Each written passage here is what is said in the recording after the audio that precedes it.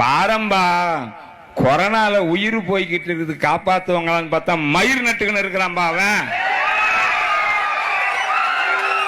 என்ன இவனுக்கெல்லாம் எங்க இந்த அறிவு வரும்? 80% இந்துக்கள் இருக்கிற நாட்டுல 20% வந்து சொல்றான் என்னாலதான்டா நீ அரசாட்சிக்கு வந்தேன்றான். அதையும் அப்படியே ஒத்துக்கணும் போறான்.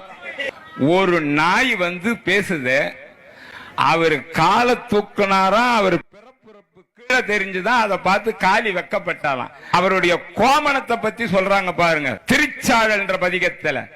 என்னப்பன் எம்பிரான் எல்லாருக்கும் தானீசன் துண்ணம்பை கோபனமாய் கொள்ளுமது என்னேடி மண்ணுகளை துண்ணு பொருள் மறைநான்கே வாஞ்சரடாய் தன்னையே கோபனமாய் சாத்தி நன்கான் சாழலும். இந்த வானமே அவருக்கு அரணா கயிறு, வானமே அரணா கயிறு.